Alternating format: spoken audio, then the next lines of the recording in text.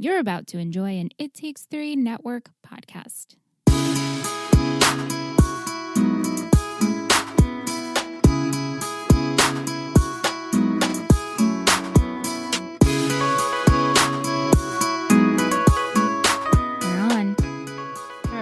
I was going to say for the last time, but it's not the last time. I know. I keep telling myself that. We do have bonus episodes coming, but as far as the summary of what actually happens to our characters, this is it.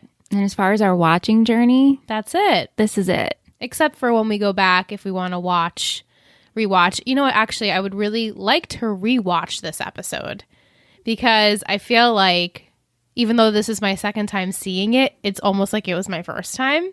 Yeah. And I almost feel like I feel indifferent. Like I'm excited to talk about it because I feel like maybe I missed some sentimental parts of it. Or maybe it just didn't feel as sentimental as I wanted it to be.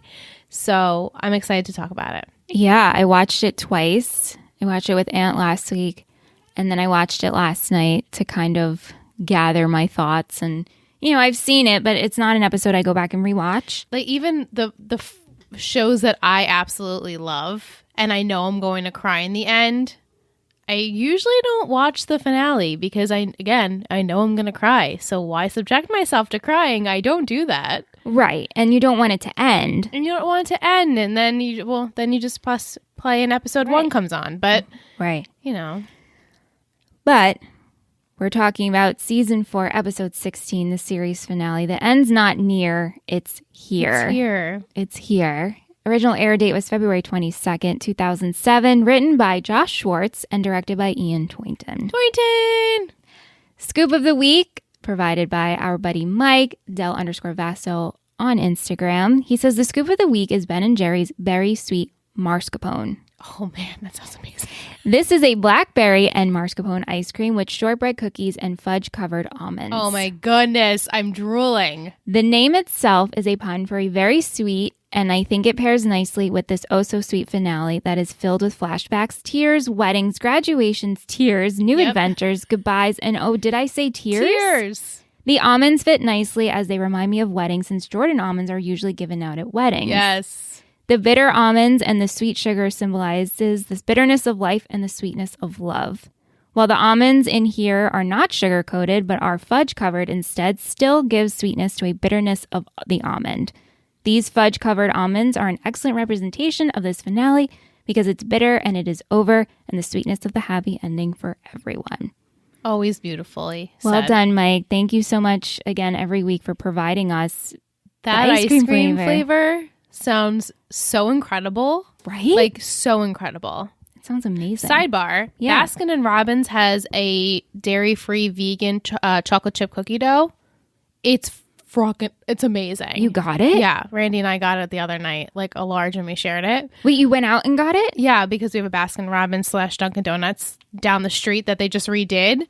Oh, and so we were looking up dairy-free ice cream, you know, around because it's still really hard to find, especially at places where you get ice cream, not necessarily at the supermarket. We're always subjected to the supermarket. And so he saw that they had a flavor and we just walked in thinking maybe they won't have it and we'll just leave. And they did. And it was so good.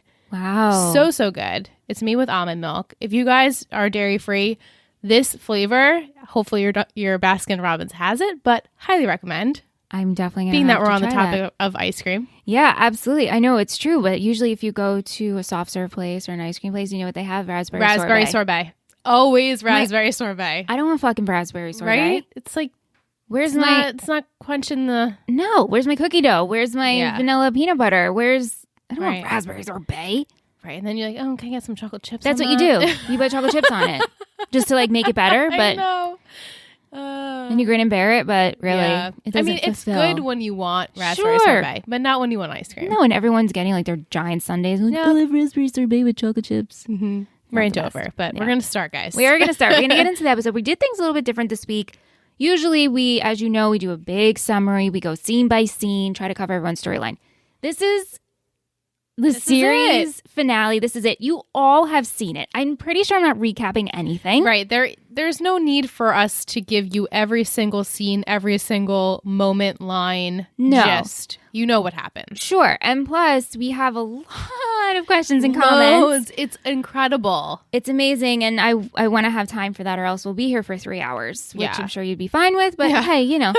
So I wrote down, we'll see how this goes first time doing this. I did my notes a little bit differently. Alyssa's going to follow suit. Yes. And we'll go from there. Okay, so the episode opens. It's 6 months later. Yeah. Yeah, we have Sandy, Ryan, and Kirsten making breakfast with Caitlin in the Cooper-Roberts residence. / now Cohen's residence. Correct. So in this opening scene, we find out the Cohens have been staying with Julie, Summer, and Caitlin. For 6 months? Mm-hmm. It's craziness. Taylor went back to Paris. Her and Ryan broke up. Another thing. Wait, where did this come from? Julie is pregnant and engaged to the Bullet. I felt like this was a joke. This whole episode in the beginning, at least the first 20 minutes, I'm like, let's get to the real episode here. Summer and Seth have been pretty much living in Summer's bedroom in recliners, have become way too comfortable, and they plan to move to Rhode Island and have an apartment together. Yeah. Yeah. Big steps. Huge steps. The Cohen's house has been waiting to be assessed, and it turns out that the damage costs way more than insurance can actually cover. Ew. So Sandy and Kirsten look at houses, which they don't like any of them, and this inspires Ryan to gather Seth, fly to Berkeley, and see if they can get their old house back. This was very sweet. Mm-hmm. Also super unrealistic. Does this happen? I don't know. In real life? Do people just say, hey, I want to buy your house, and they just give it up? I don't know. Like, you've made a home in that house. Yeah. I hope, at least. Right. So the house is owned by a couple, Todd and Patrick, and they're not interested in selling, like you said. Of course. Why would they be? Right. It's an adorable house. Yeah. Very nice house. Yeah. I mean, of course, there's sentimental value there. Yeah. They spent their first years there together. Okay. So I figured that's pretty much, this is the setup of the episode for the beginning. And obviously, as you guys know, we have time jumps towards the end, which we'll talk about the final scenes when we get there. But let's start with Ryan. So like we said, Ryan comes up with the idea to go to the Berkeley house and try to get that house back for the Cohens because Kirsten and Sandy aren't liking anything they're seeing. This is a very, I'm trying to compare it to another character. Maybe more of a Summer thing to do, or even maybe a Seth thing to do. Definitely a Taylor thing, but not a Ryan thing to do. No. Let me just go and try and, make these people give up their house because my parents need to be happy. And it's kind of returning the favor. You gave me a home. I want to give you a home. So true. So it's really sweet that he's kind of turned the corner with the emotional gestures. Yeah. Yeah. Ryan also realizes he does have feelings for Taylor. He does want to revisit them, and they end up having a hot makeout session and a sweet train moment when they do revisit each other. Yeah. So I felt like I was confused as to where people were going, ending up. Mm-hmm. They probably said it. It just went over my head. So we know in the 6 months, Ryan and Taylor says he was trying to learn French, and I don't even know what she was trying to do. They were still not on the same page. They were still from the separate worlds, and that's why they dispersed. Right. They tried it, and it just didn't work. Right. So it's crazy to me that within a 6 month period, you love each other, right? But that didn't work. You couldn't make it work even though you loved each other. And then Taylor's like, I need to go to Paris. I guess is she going to school there again, or she is just living there? Yeah. So she's been living in Paris and she comes home, which I'm like, did she come home for Julie's wedding? I guess so. Right. Taylor had some really good moments in this episode when she's even trying to fly back into the country. She's with the TSA agent. And typical Taylor. She's on the terrorist watch list. But during that whole speech she gives to him is filling us in on her and Ryan's relationship and what happened. He tried to grow a mustache. She's like, yes, it's funny. Tried to learn cheese and all of that. But she realizes that she's still in love with Ryan. And Ryan... He's still in love with her. Of course. It doesn't take... It takes a long time to stop feeling for someone. Sure. Especially when you don't... I'm assuming their relationship wasn't very volatile. They were just like, oh, we're kind of not on the same page. Maybe a mutual breakup. Yeah. So you still love that person. Correct. And so when they're reunited, they have a phone call exchange. And when she realizes that he might be in Berkeley, she's like, oh no. Right. But when they do reconnect, they end up having a hot makeout session, which I loved. And they have a sweet, when she's heading back to Paris via train and boat, because she can't fly, no airline will take her. They have like a sweet train moment where he wants to be with her and spend time with her. Yeah. So maybe they did do it for a while. I think so. But we'll get to it. Yeah. Another great Taylor moment in this episode is that she's always been there to help Summer. Yeah. And she essentially helps Summer out of her rut, at least gets her to shower. Yeah. Yeah, because Summer and Seth are in a deep rut.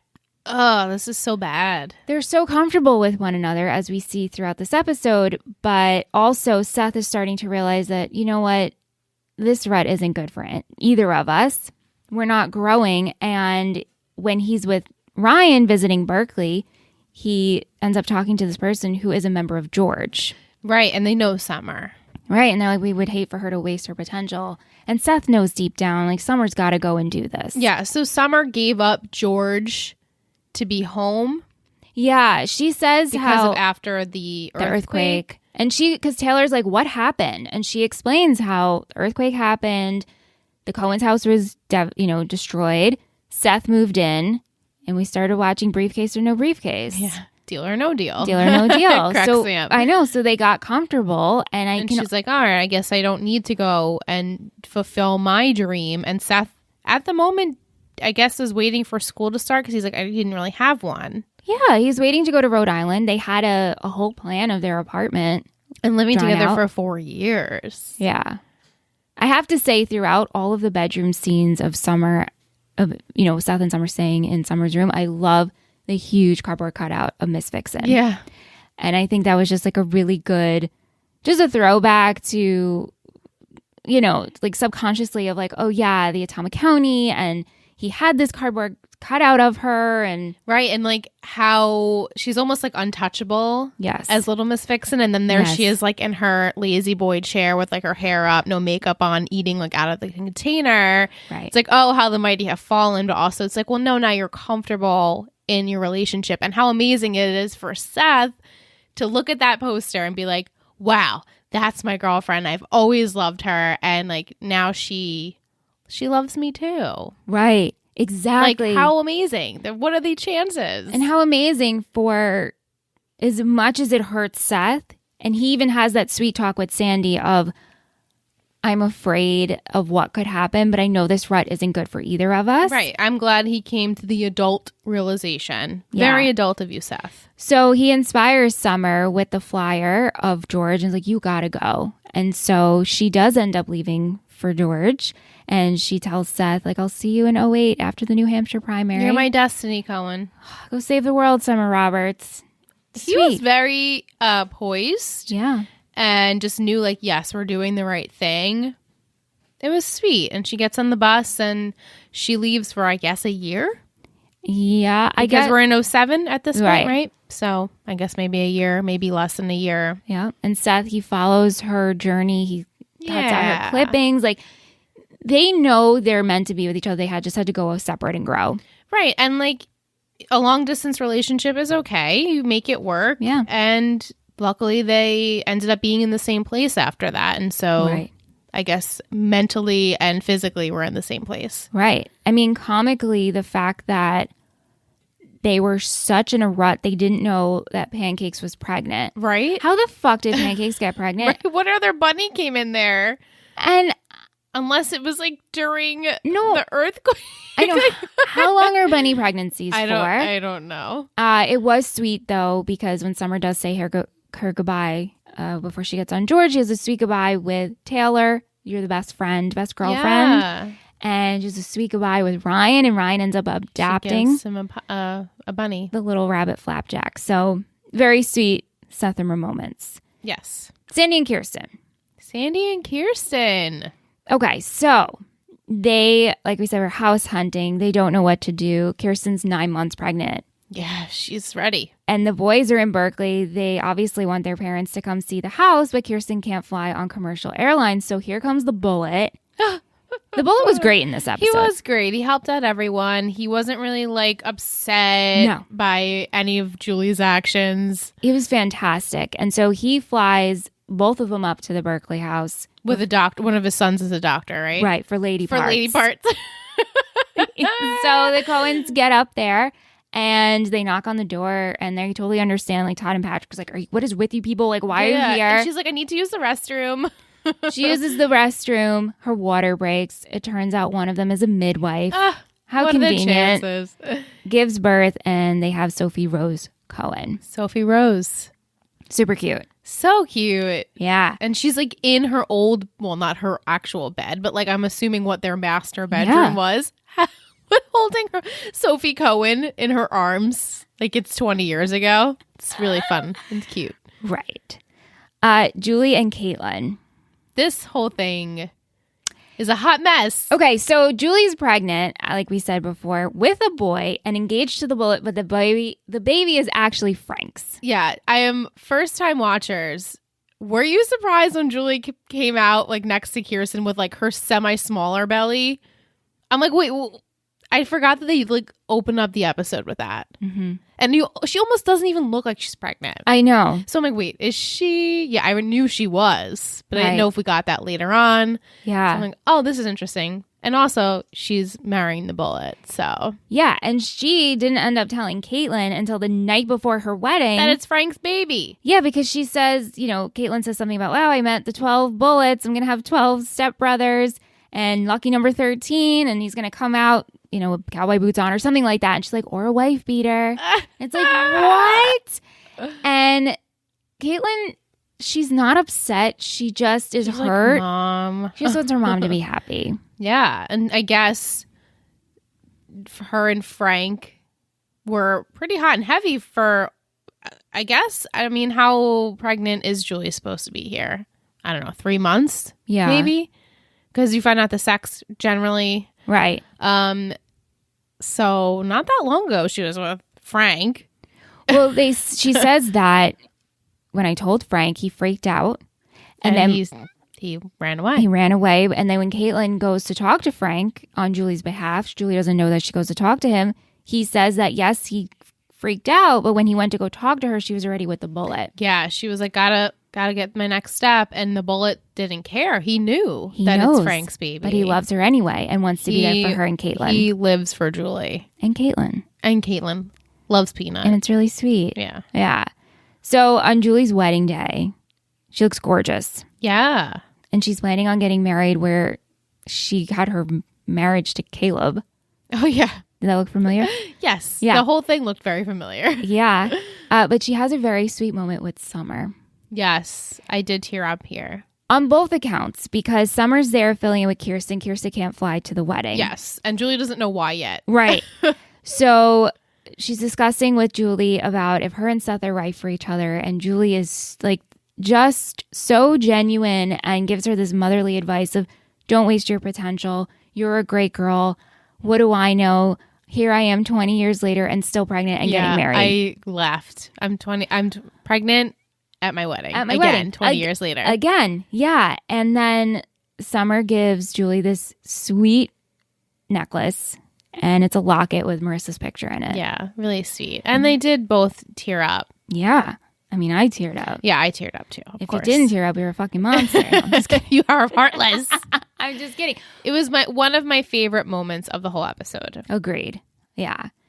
So then Julie finds out that Kirsten can't be at her wedding, and she's like, I can't get married without Kiki. She's my best friend. Which I continued crying. Yeah. Because how far these two have come. Yes. So the bullet ends up flying everyone to the Berkeley house. Ridiculous. Everyone's lined up outside the house. Yeah. And it turns out that the other man, the owners, is a wedding planner. So like, how perfect. Todd and Patrick, ridiculous. Midwife and wedding planner. So ridiculous. So as Julie's about to say I do, Frank tries to fight for Julie. He ends up going to the wedding venue. Yeah. Which we Julie!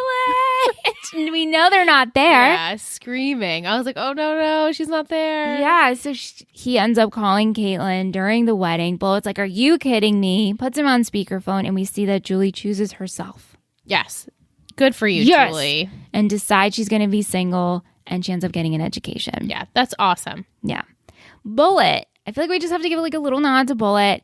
We met all of his 12 sons. Yes, all named after cities in Texas. Yeah, big oil refineries. He was so supportive of Julie, so supportive of Caitlin, so supportive of Kirsten, so supportive of Sandy and Seth and Ryan, and also just hysterical how the George flyer was a picture of the Bullet. Yeah, because it's so bad for the environment. He's so bad. He's like doing some oil something or another. Yeah, really funny. No bueno, but he had amazing lines in this. Yeah, he was great in this episode. Like stuff he was saying, I'm like, I couldn't stop laughing. I'm like, oh my God, he's so inappropriate, but I can't hate you because you were just there for these. Right, and he everyone. seems to love Julie and Caitlin unconditionally. Yeah. Will do anything for them. Obviously, money is not an option. So whatever works, he'll do. Yeah. And I find that to be very sweet. Right. Do I think Julie should be with him? No. But also, I don't really think she should be with Frank either. Well, okay. So, but, we get to our final scenes. Yes. This is when I started to tear up. Okay. So, the final goodbyes. The Cohens are in their house. We see Sandy and Kirsten packing up, and there's two different scenes. One, Sandy has Sophie and like a baby Bjorn. Yes. He's packing up the boxes. The next one, which is a very, very quick scene, but it made me tear up, was the bagel slicer. Yeah, like the final thing they pack. What's a bagel slicer? Oh my gosh. Then we have all of them outside of the Cohen house. Sandy and Kirsten and Sophie, they're driving up to Berkeley area, and Ryan's going to follow in his Jeep, and Seth is going off to Rhode Island. So they all say goodbye. They all have a group hug. Yes, very sweet. I did tear up here. Yeah. Yeah. Then we have a Ryan and Seth moment. This is when I started to actually really have tears pour down my face. Yeah. They hug. They discuss. Well, first off, before they hug, they are funny about it. And they're like, should we hug? Yeah, they're stupid. Need to hug. Silly boys. But they hug. Of course, they're brothers. And Seth's like, oh, it feels so good in here. This feels so good. And they discuss how they're both better off. Yes, for knowing each other. So Seth's sad. Like, I'm so happy I made you like sit like funnier. Yeah. You're funnier than when I found you. Yeah. And Ryan's like, well, I'm better than when you found me. Yeah. Yeah. Really sweet. Very, very sweet. And they say goodbye. And Ryan's like, I'm going to stay behind. Yeah. This was great, though. I really enjoyed this. And he goes into the house, and we get these great flashbacks of the pilot episode. When he first gets to the Cohens, when he goes into the Wool house, when he first sees Seth in the morning. Yeah, Seth with his video games. Like, hey, do you want to play Grand Theft Auto and steal cars? And then we see when Sandy drives him down the driveway, when he sees Marissa for the first time. Yeah. I'm really glad we got the little nods to her. And I love how Ryan is like, as much as this house meant to you, this house meant a lot to me too. Right. I mean, his whole life changed being with the Cohens and being at this house. Right. So yeah. He probably never would have went to Berkeley or had any path like he did. So yeah. So then we have flash forwards. So we how see, forward is this? Do we know? Well, we see that Ryan attends Berkeley, class of 2012. Yes. We see Julie graduate college, and in the audience, love this. We have Caitlin who stands up. Team Julie shirt. Team Julie shirts. The Bullet's there. Frank is there. And they're wearing Team Julie shirts. And then the baby. And the son, who's got to be, 6? Maybe pushing it. Maybe he might be a little younger. Yeah? I don't know. He looks kind of small. Maybe my memory doesn't serve me correctly, but they're cheering for her. So maybe 6 years later, 5 years later, let's just say. Right. We then have Seth and Mer get married. Yes. And it's very sweet. We have Sandy and Kirsten there. We have Sophie, who looks 6, you think? Yeah, probably. Makes sense. Ryan's there. Taylor is there. And Summer walks herself down the aisle. Yeah, right? Neil. No Neil. I just thought of that. Could we not get him? Maybe. Or maybe we couldn't get him. She's an independent woman and chose to walk herself down the aisle. Yeah, I mean, it was definitely a very small, intimate wedding. In the backyard. So maybe she's just like, I'm going to do it differently. And yeah.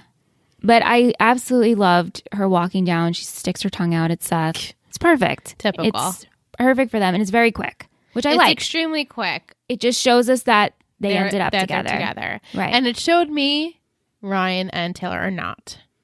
What do you think? Save it. Okay. Because this is like a loaded question that I think we'll save for questions and comments. Awesome. And then the last scene we have is Ryan becomes an architect. Yeah. He's leaving the job site. That's awesome. Yeah. And he sees a kid who reminds him of himself when he was younger and asks if he needs help. Hey, kid, you need help? Full circle moment. Full circle. Very sweet. That's our episode. Yeah. Were there any other parts? I mean, obviously, so first time I watched this episode, I took my notes like I usually do. And I was like, man, I don't even know how to condense. Yeah, it's hard. Then I watched it again last night. I took different set of notes. I'm like, I'll just combine. And then I'm like, what is the best way to go about this? And I was like, oh, well, we have so many questions and comments. It's kind of a gear our conversation. Yeah, and you guys, I'm sure, hit every point that you would like to hear for discussion. So if we did miss something, I'm sure we'll get to it. Oh, absolutely. And I feel like that was the gist of the episode. And as I said in the top of it, I honestly felt like it was kind of silly, which the OC can be silly. Yeah. Not as maybe dramatic as a finale would be, but also, again, that's not the tone of the show generally.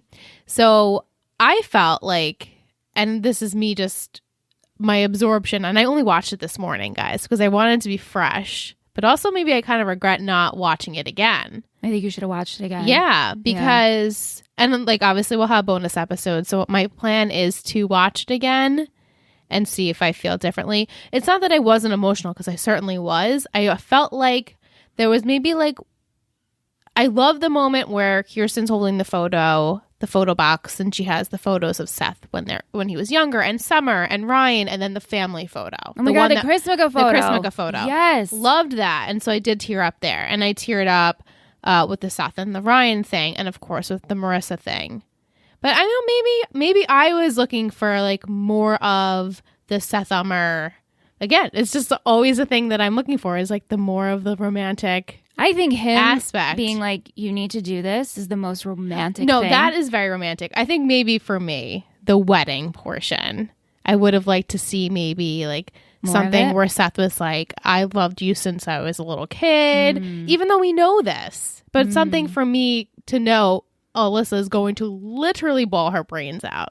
But then again, I'm kind of happy I didn't. So I'm really indifferent. But overall, I did enjoy it. Yeah, I know. I felt there was definitely parts where I was like, this is ridiculous. Yeah, the beginning of the episode with the whole Julie stuff, I was like, oh my God, this is so silly. Well, I think the Julie stuff was one of my favorites part of the episode, because the fact that she, in the end, chooses herself, gets an education, says to Caitlin, yeah, we're on our own, but I'm going to finally figure it out on my own. Her vulnerability, her being honest, and the fact that she was with the Bullet, but she knows she shouldn't be with the Bullet, but Bullet would be a good husband. And, and the fact that she's pregnant with Frank's baby, and Bullet's like, I don't care. I'll be with you anyway. Lucky number 13. It's really incredible. But again, going to the house, trying to get people to give up the house. Yeah. Turns out midwife and wedding planner. There's silliness. But I think that everyone's journey, though, like makes sense. 100%. I'm glad that Kirsten and Sandy kind of got out of Newport. I'm just surprised that even after they lived in Berkeley, they were like, yeah, let's go and live back in Newport where you're from, Kirsten. And so they lived this life where she made a lot of money, and then Sandy, they made this very cushy life for themselves. But also, the people in that town, they weren't great, and Seth grew up like being an outsider because he's like, I don't like these people and they don't like me. Right. And then Ryan comes in and it kind of like humbles out the whole situation. So like it makes sense for me to like, yeah, let's go to Berkeley again. Let's just go back to our roots, get out of Newport. Our kids are grown. Like we don't need that lifestyle anymore. And I forgot to mention Ryan. Jeez, all my people are all floating around up there. Sandy becomes a professor. Yes, that part I really, really cried about. I forgot about that. Sandy becomes a professor. I was like, yes, he is like, and I'm saying this out loud, he'd probably be the best professor ever. I'm like saying this to myself. He would be the best professor ever. I would love to have him. Yeah. And then you see Caitlin, she goes to a college. Yeah, why am I blanking? It had it on the... I thought she was just like it was showing that she was part of like a mathletes or something. Yeah, she was like... She applied herself. And she is a smart cookie. So, yeah, I think everyone got a happy ending. And I don't know if you noticed, but the music was... same music used in the pilot. And that brings back all the feels. Yeah. Especially when Ryan's in the pool house. Yeah. Even when Ryan and Sandy are looking at houses with Kirsten, and that score was the same. And I was like, oh my... it transports you back. And you're like, oh my God, here are the feelings. Yep. Here they here. And also when I was watching it, because I'm like, well, if the floodgates are open, we might as well just put my internal feelings like, oh, this is the last Let's Talk OC recap. I know. And that's that, like... It's weird. It's the end of an era, except it doesn't feel that way. And we said the same thing with Tree Hill Talk. We're like, we're going to do bonus episodes. We did, though. And we did. And we've continued to do it for a long time after that. Yeah. But it just feels like it hasn't settled in yet. And it won't, I feel like, for a while. Yeah. But. And I think when we do our pilot rewatch, I think then it might hit us. Yeah. Which I'm so excited to see Marissa again. Me too. Like full circle. Yeah. I want to see now that even though I kind of knew where everyone ended up, it's going to be even more emotional to watch them for the first time again. Especially Ryan and Seth meeting and Sandy taking Ryan in. Kirsten not being okay with it in the beginning and then ultimately being like, Ryan's staying with us. And when he sees Marissa for the first time, it's going to be good. So we're going to take a short break. I'm going to go grab Ant. Yeah. He was requested. Always highly requested. Always highly requested. And then we'll get into our questions and comments for discussion. The Bait Shop, Newport's own music venue. The hippest place, the hottest band, the coolest drinks. The Bait Shop is the prime stop on the pier for nightly entertainment. Whether you're on a date or it's just a group hang, nothing beats a night at the Bait Shop.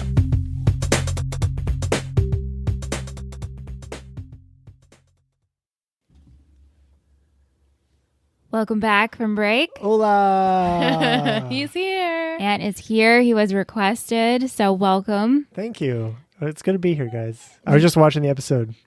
Did you cry? No, I didn't get to the crying part yet. Oh, what's the crying part for you? Like the end?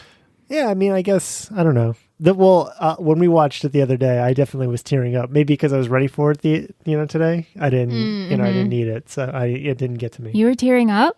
Yeah. What parts? Well, like, when the music started at the wedding and anytime there's music. No, it's true, though. We were just saying like that. sadder music or... Any music really gets me. Anytime. Did you like this finale? Yeah. I thought I was, as I was watching it, I was thinking that they did a good job of keeping it like light, but but meaningful. Yeah. Yeah. I think that's absolutely right. That's what you want, right? That's what you want. That's the best you can ask for. And I don't know why I'm being so silly asking for more when no, that should be the way it is. Yeah, I guess. They could do what TV shows do now and just always leave it as a cliffhanger forever, never. Which I don't hate either. I just respect writing, except for the Dexter series finale. I felt that was awful. But anyway.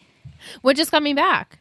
I know. Yeah, Randy and I are going to start it so we can get in that last few Are you going to watch all editions? The way through, yeah, we're going to watch it. We're going to bear grin it. The beginning of Dexter, so good. Yeah, I saw the first season was amazing. So. Yeah.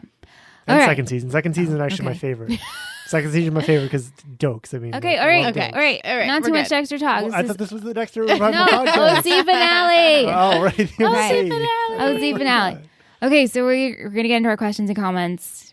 We have a bunch to go through. I am so excited. I'm so honored. My heart exploding. Bursting. Yeah. Reading all of your questions and comments, guys. Crying. Yesterday at work. Wow. I worked from home. Ant was home. I was just texting lists, and I kept putting the cry emoji, but when I put that, it actually means I'm crying. Yes. And I was actually crying, just sobbing and sobbing and sobbing. I'm like, Michelle, pull it together. Was I upstairs? Yes. Yeah. I was like, I hope Ant doesn't come down. Because then you release the floodgates. Yeah. And it just comes out. And then yesterday I was rewatching the episode. More, yeah. And comes in and I was like, oh, come on, I'm just about to have a crying moment. He's like, do you want a macaron? And I was like, get out. Yes, I do. She didn't want the macaron. I was in my zone of crying. I was like, get out. Costco had 30 macarons for $15. Whoa. Just saying. Wow. We should get them for our next we should get night them. we're eating macarons. Like good macarons? Or? I don't know. They look delicious and the flavors looked very exquisite. Okay. Nice. All right, so we're going to start over on Instagram with our girl, Tish. Tish. At Tish_Dominique124 says, I can't believe this journey is over. Thank you so much for allowing me to be a small part of this amazing adventure. I'm so proud of this network and everything you do. Thanks so much for the pod. It was amazing and it helped me get through university, start my first job in my career field, and even accompanied me as I started my second degree. Wow. Should I start crying now? I don't know. Everyone, Oh God, we got to hold it together. We have so much to go through. I know. Todd Sherry is one of the men living in the Berkeley house. He also played a waiter at one of the Newport parties in the pilot and later in 221. Oh yeah, he looked familiar. I knew he was in the beginning. I didn't realize he was later on too. Yeah. He was also a casting associate on the show. Oh, cool. Oh. There was commentary for this episode with Josh Schwartz, so she provided some of My that. goodness. Having the finale pick up 6 months later was meant to mirror the start of season 4, which picked up 6 months later. Oh, clever. The idea to have Ryan get the home to the Coens in Berkeley was the idea of coming full circle, where the Coens gave Ryan a home and he returns the favor. Yes, love. When Stephanie Savage watched the finale cut with the music and finished it entirely, she cried so hard she got a nosebleed.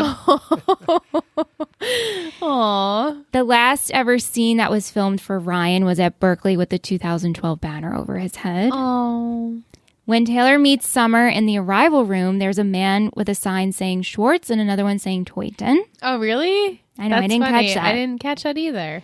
Josh talks about naming the baby Sophie, even though the Nana did not die. Okay, good. I was wondering that. I know we had that whole discussion. I'm like, wait, you're just going to up and name the baby the same name as your mother? Like, you think something... And with the Jewish faith. Yeah, you think. Yeah. Yep. Yeah. Yep.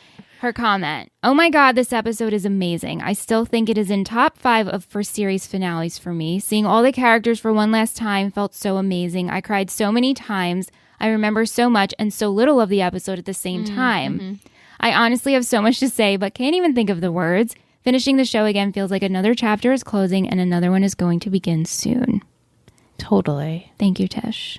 Thank you, Tish. Thank you. Thoroughly, obviously, love you to death. And we Yes. appreciate you every single week looking up the trivia. You didn't have to do that. And I hope you didn't feel like you know. you had to. I hope you didn't feel like obligated. like each week, like, oh, where's Tish with her tea? Yeah. Gotta wait for Tish to get that in. obligation. Thank you, Tish. Yeah. At Mrs. Boquist, she provided some trivia as well. Peter Gallagher, Kelly Rowan, Ben McKenzie, Adam Brody, Rachel Bielson, Melinda Clark, and Todd Sherry are the only actors that appear both in the pilot and the series finale. Oh. Oh, wow. Yeah. Caitlin Cooper also appears in both the pilot and series finale, only the characters played by 2 different actresses. Yes. What? I'm just kidding. You're kidding. Get out of here. Peter Gallagher, Kelly Rowan, Ben McKenzie, Adam Brody, and Rachel Bielson are the only actors to appear in every single episode of this series and also in all 4 seasons. Wow. That's Wow. every single episode Isn't that ever nuts? of the OC. Yeah. Wow. When Ryan tells Taylor he just wants to be friends, she answers, Ryan Atwood, mon ami, sounds terrific. She said the same thing in The Summer Bummer when Ryan suggested they should be friends. I think, yes, I recall that as well. The Save the California Sea Otters flyer, which may be referenced to Seth's spirit animal, is run by Friends Aligned to Save Otters, a.k.a. Fatso. That's cute. I like that. Yeah. Caitlin, Frank, and the child are wearing Team Julie t-shirts, just like the Team Bullet t-shirt Caitlin wore in the episode The Case of the Franks. I kind of want a Team Julie shirt. Right? Nice. I don't know. When Julie is placed onto the terrorist watch list at the airport, she is described on the computer screen as being deceptively innocent in appearance, known associates wanted for questioning.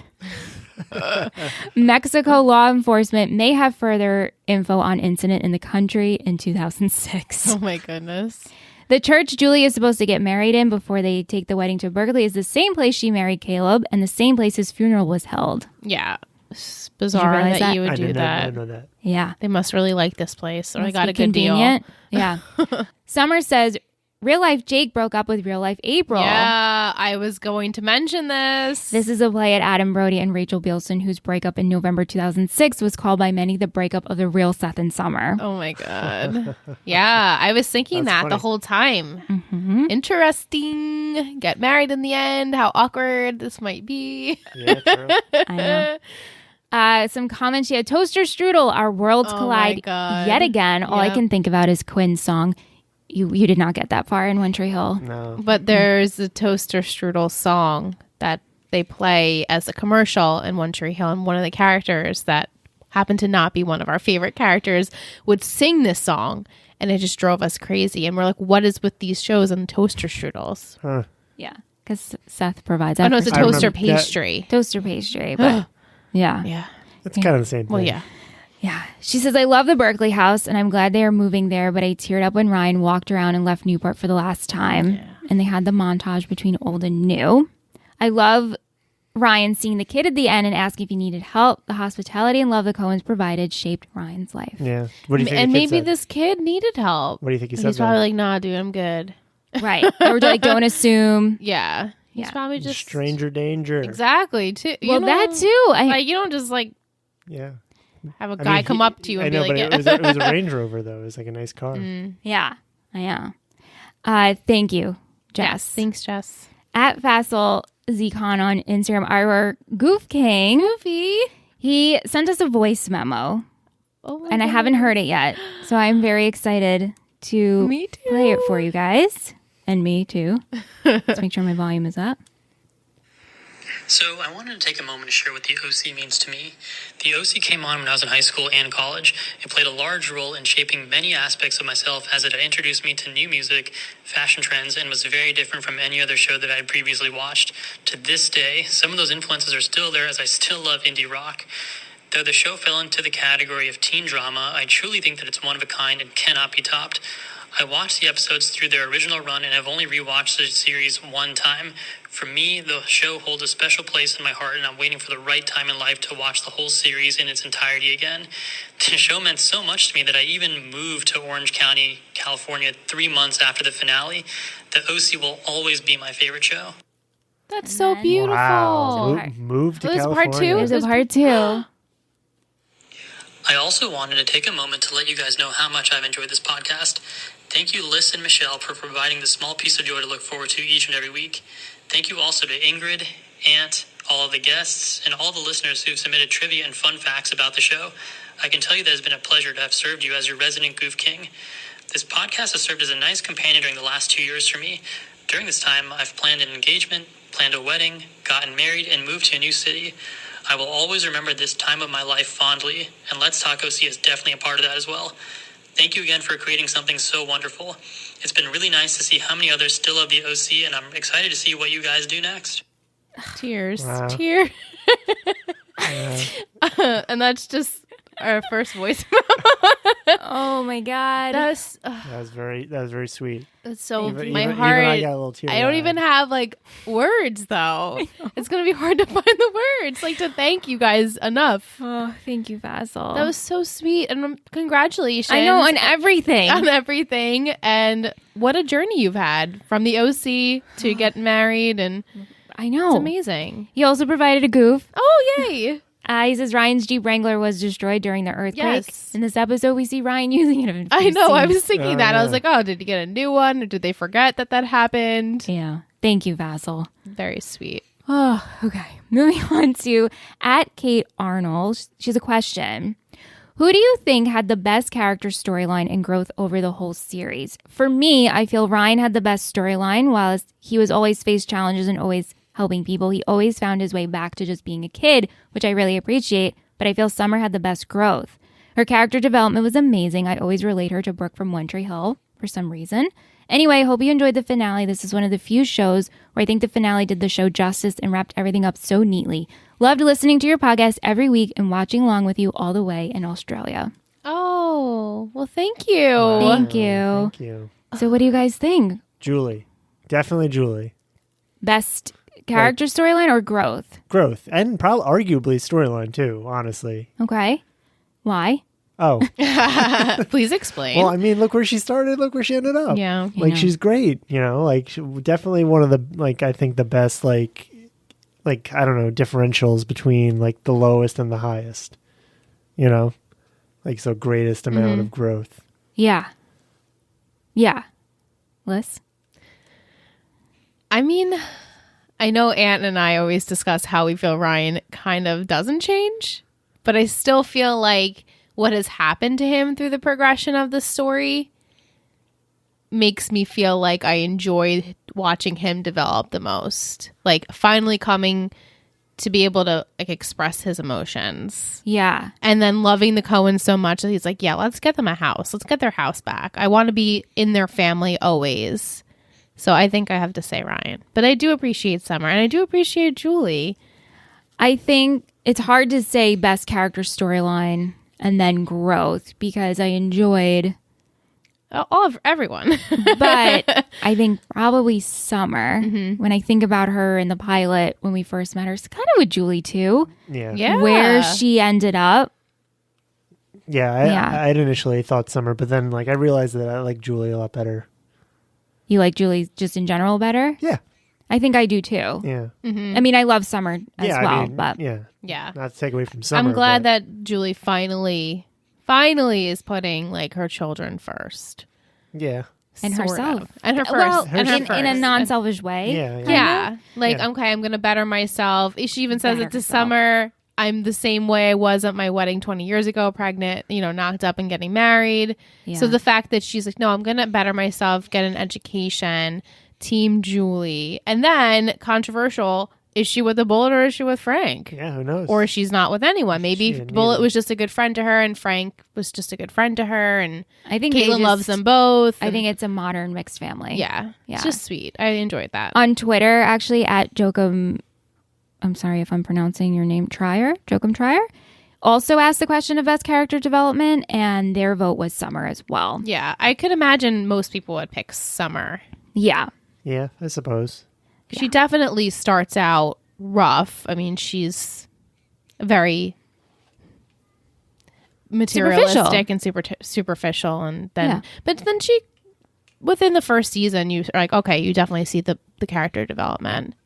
Thank you, Kate, for sending your question and sweet comments from Australia. Thank you. Thanks. At Kira Baldau, hopefully I'm pronouncing your username correctly. I still remember getting so excited for you to all start this podcast when you were finishing up Tree Hill Talk, Oh, hey. which I also loved. Thank you. When the first episode dropped in September of 2018, I was a freshman in college, and now as a junior, I can't believe the time has moved this fast. On Mondays, when I get so stressed out about my upcoming week of long assignments and projects, your podcast was something I could look forward to and distract myself with. I've loved listening to you too, and I'm so happy I was able to follow along since the beginning. I may not have been able to grow up watching the OC, but it still made a major impact on me when I was a teen, and all of your thoughts and perspectives have just made me enjoy it even more. Thank you so much for everything you've given through this podcast. I can't wait for everything to come. The fact that you measured our podcast in years that you were in college freaks me out a little bit. I have to be honest. I'm like, oh, that just like got really real for me. But even Tish said it too. And Yeah. Faisal, like through their moments of, and here I feel like, I don't know what has happened in my life. I know we're so boring in comparison, but Yeah. things have happened in our lives. But when you Like, you write measure it it, down? when you Yeah. show it on paper, it just is weird. Yeah. So thank you so much. I know, That's thank so you, sweet. Kira.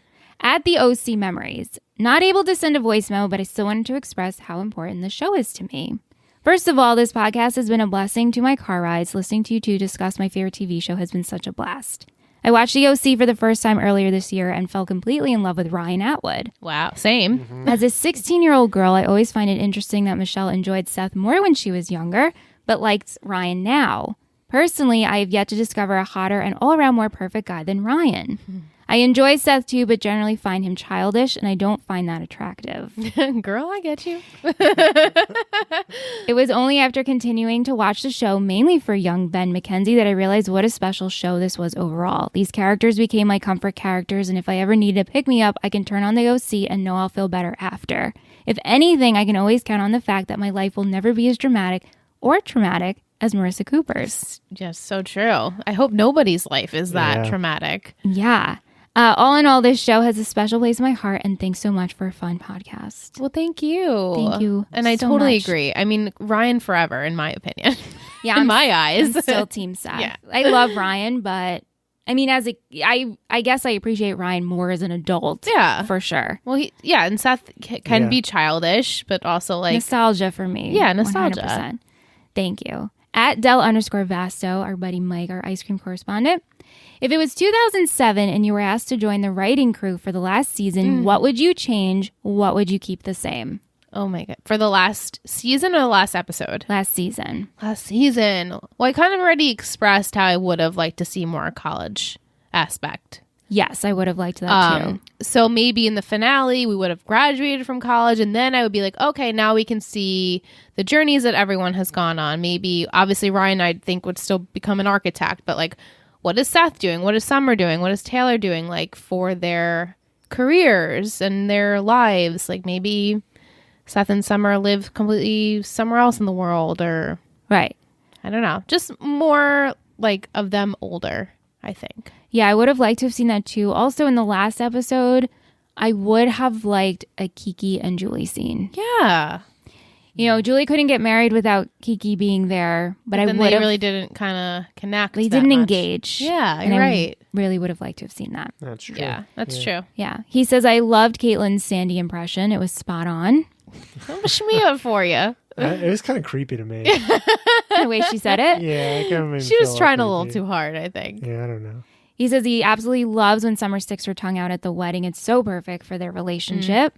When Ryan and Seth are hugging and saying goodbye, do you two notice they're wearing the same color top? Yes, I noticed that. I know, you may know. Seth was in a polo, which I think resembled the whole preppy Newport Hollister look, while Ryan was in a plain crew neck t-shirt, more his style. I wonder if that was done on purpose. Yeah, I mean, I could see that.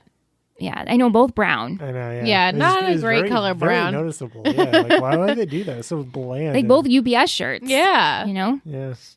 UPS color. Anyway, did the writers actually intend us to pay attention to this episode or just spend the whole time ugly crying? First, Summer's conversation with Julie before her wedding. Then she gave Julie the locket with Marissa's picture. Then they That show was the sad. family picture with the first Christmas. Yes. That was also sad. And then Ryan also has all those flashbacks as he's saying goodbye to the house. That was sad. We even get the one where he sees Marissa as Sandy's taking him away. That was very sad. Extremely sad. Just one big sob fest, I tell you. Thank you, Mike. Thanks, Mike. At Linda Marie 63 says, my daughter and I always listen to your podcast together, so thank you so much for many amazing weeks of listening. Oh my God, what a bond. I know. And That's so sweet. thank you so much. What? Yeah, Just like watching Michelle. Every time just, I'm just like, what? exchange looks. I know. This is insane. It's Because Michelle and I could, like in Bridesmaids, just a look. yeah. I could just speak with you with just a look. Question, was there a certain location, scene, character, or episode that you really loved over the whole series? We always liked the scenes in the diner and loved scenes of Seth and Summer when they were happy together and Cohen wasn't being so Cohen-y. Yes. Thank you, lovely ladies, again. Can't wait to start Tree Hill Talk. Oh, well, I'm glad you're on the Tree Hill Talk journey. Enjoy It's a that. fun It's journey. a fun, long journey. So what do you guys think? I think I always loved the bait shop. Bait Shop is fun. It was like high school. Let's party yet. We're not really supposed And to. go live music. Yeah, and music. And I always... Like the cool spot. Yeah, and I thought the bait shop was really fun with the whole Alex storylines. Yeah, that was a good point. Like part of the show. Yeah, and I think I also enjoyed diner scenes when the core four were there. Yeah, core 4. Getting French fries and milkshakes. I just like the patio, the backyard. I Yeah. like when they're out With there, the you know? infinity pool that Yeah, just just- drops on the Yeah. side of the house. It's so infinity pools to me are bizarre, but Yeah. it's amazing. It's gorgeous, Yeah. but it also ruins it because you know it's a set.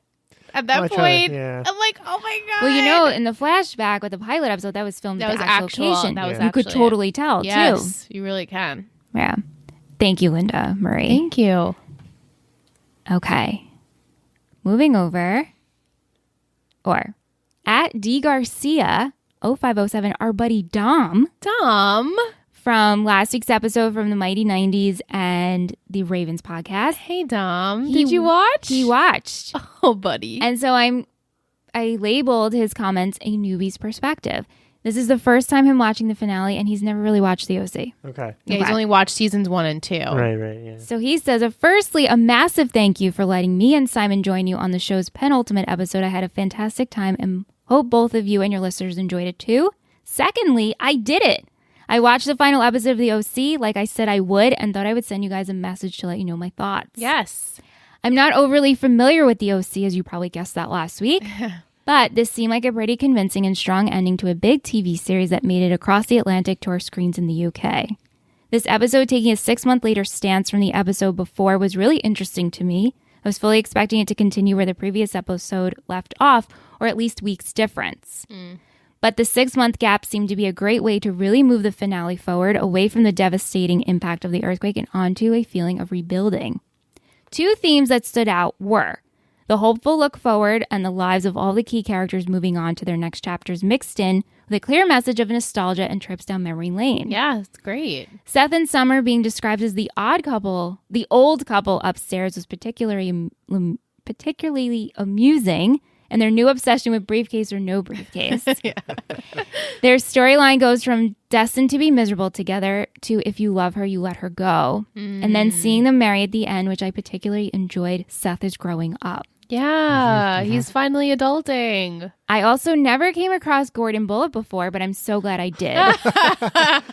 You always got the Bullet is a very special character. He was hilarious. His 12 sons and their names being cities across Texas except Hanoi had me laughing out loud. Bullitt could have his own show. Maybe the new host of the U.S. Apprentice. Oh my God. Right? Yeah. I know. That really got me. I'd vote for Bullitt for president. Right? Oh my God. Buying houses without a second thought, using his own jet several times, moving weddings, but seems like a pretty decent guy from staying friends with Julie, even though she picked Frank in the end. Yeah. Ryan's ending being a new kid's beginning was a nice full circle touch. Ryan having the chance to give a kid opportunity that was offered to him. What a great sentiment to the end of the show. Yeah. Agreed. Thank you, Dom. Thanks, So happy you Dom. watched. So honored that you watched. And great comments. Great comments. I wonder if he got it. He got it. He got it. Yeah. I wonder if like there had been any like uptick in adoptions or like late like adult children She'll being just brought in spit her tea out. from this show. I mean, it has a strong impact on you. You know, like the morality of it. I wonder if anybody took the plunge because of the OC. Well, to be honest with you, I've always, since watching it, I would like to adopt an older child. Yeah, like adopt or foster even. Yeah. You know, like have people done these things because of the OC? I mean, you know, always rolling around the back Let of us their know, heads. guys. Do you know anyone in your life that The correlation. Or would you, you know, like, right. does anybody have the data to prove it? Like, I bet there's like data like in paperwork this. somewhere. I don't know, like the census. Since the OC, we'll have to get back to you on that. Yeah. I'd like to see the years 2003 through 2008, I guess, and we'll see if there's like a pattern. And we're just going to account it to the OC? Well, I mean, not necessarily straight across, but like a Freakonomics kind of thing. Yeah. Okay. Thank you, Dom. At AAW315, I enjoyed this episode a lot more than I have in the past. It's only the second time I've watched it, so like you, Liz. I like the time jump, but I feel like there was a lot of changes in the 6-month period that I would have liked to have seen. Yeah. But I get why they had to do this. I thought the destruction of the Cohen house was symbolic to the end, and the buying of the Berkeley house was a new beginning. I thought it was interesting that Seth started the show alone and ended the show alone. Yeah. Before the time jump. Right. I like that Summer finally found her way and committed to her new self. I feel like this entire season was her character going back and forth of who she will be, who she will not be. Yeah, she really did. The bus goodbye scene between Seth and Summer is one of the most beautiful moments as a couple on the show. Coffee cart, Wonder Woman, Spider-Man kiss. All these are such epic Seth-Summer moments. So glad they were endgame. Do you think they are good for each other? Do you think they ultimately make each other better, or do they bring out the worst in each other? Oh. I think they're good for each other. I don't think they bring out the worst in each other. Yeah, I think they're good because they realized that they were getting into that rut and they were able to get themselves out before it was too late. So right. And I'm glad that it was Seth that realized it this time around. I mean, Summer would have gotten there with Taylor's help, but I'm glad that Seth's finally turning into a little bit more of a mature person. Yeah. And Summer they both, like, that's what happens in couples. Sometimes the other one just needs your help, and then the other one, falls, and the other one needs your help again. Like, you do role reversals a lot, and that's how, like, deep. Thank you. But that is how it goes. So, it is definitely how it for goes. Seth Summer, in their 4 years of us watching them, I mean, with everything that happened with Marissa, and then Seth not getting into Brown, and just all the drama that happens in your relationship, you need the other person to be like, we're gonna be okay. Yeah. And so this happened to be Seth's moment, which I was really happy to see. And so he's like, yeah, go. We're fine. Just go. Fine. Yeah. So I don't think that they're bad for each other. And like, as much as they're not my couple, I think that, yeah, they work. It makes sense. Yeah. They're both just like the same, sort of, but yet not at all. I think they complement each other. Yeah, they nicely. complement each other.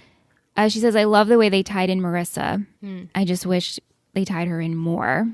Yeah, we could have. But then again, it's like, are we pushing it? I think it's fine. Pushing the envelope. If they didn't at all, that would have been messed that would up. be fucked up. But the way they did it was really well done. Yeah. What do you think Ryan felt most appreciative from his time with the Coens? What do you think is his biggest lesson he learned from becoming part of the family and their world? Maybe like unconditional love, because he's never had that. I mean, maybe he has, but they've never expressed it. Frank and Dawn really probably never said like, I love you, Ryan, you know? Yeah. So for Sandy and Kirsten, and even Seth, to just open arms, like, yeah, you're our family.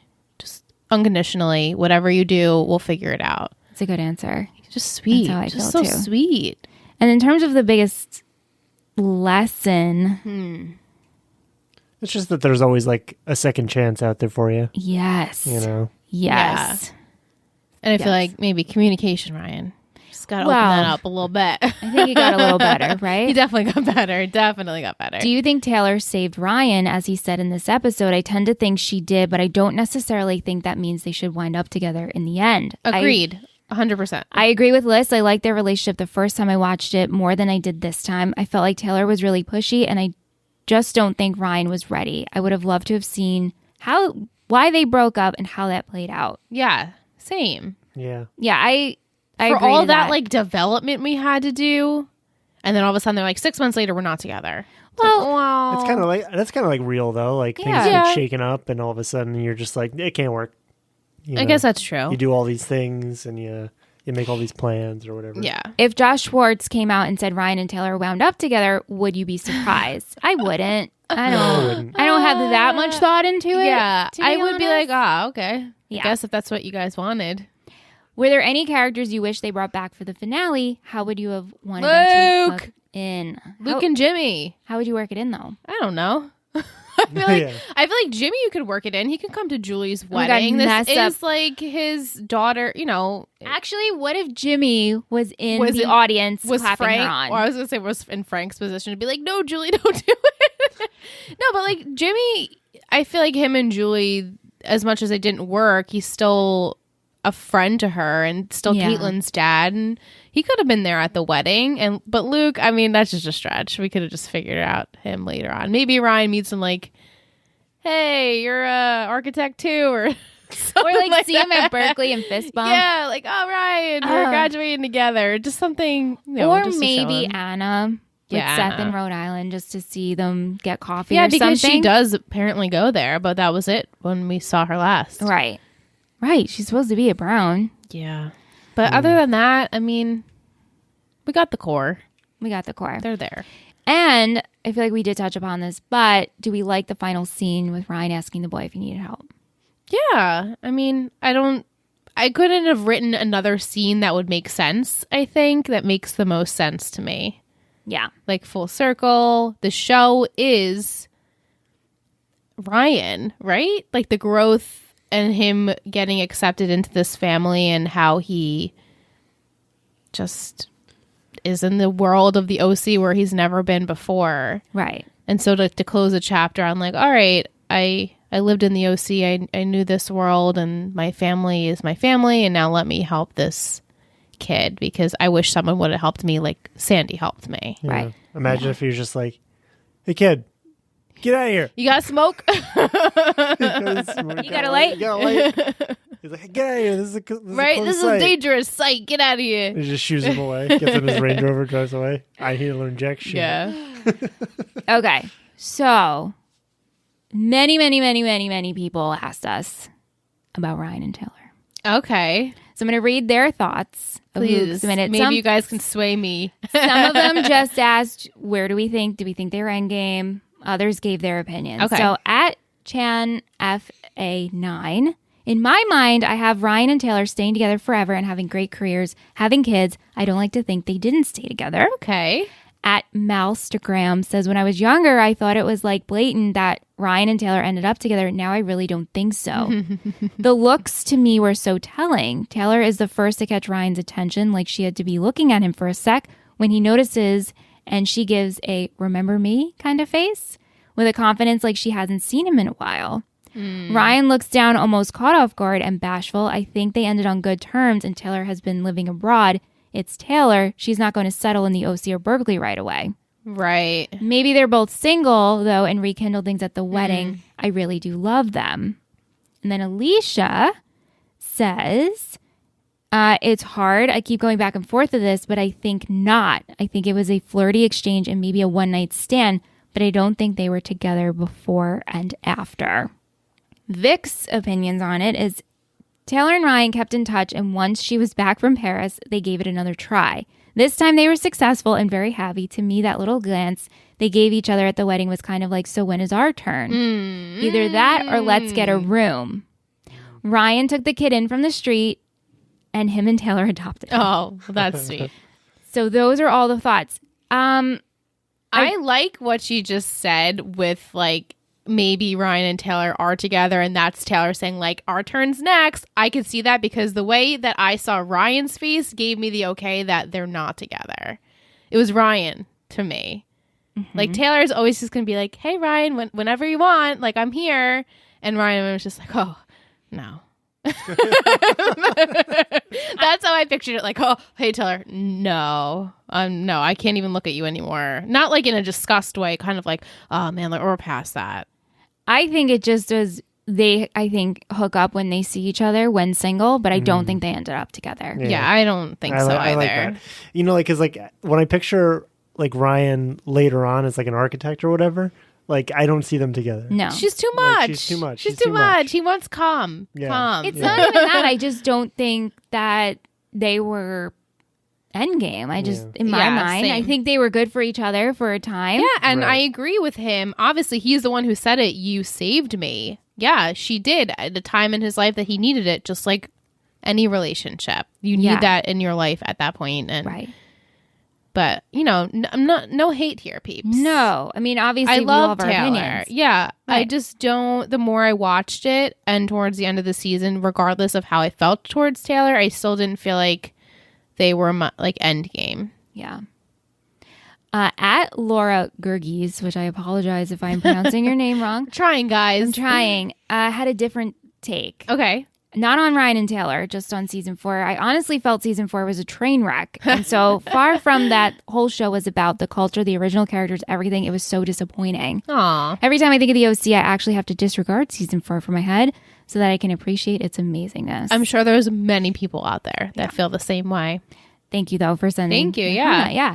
At Rachel Michelle says, I've been listening for the last few months, currently on season 3, episode 13, The Pot Stirrer. Oh, I've been Caitlin. an OC fan ever since high school in my 30s now and started rewatching it for the 5th time during the beginning of quarantine.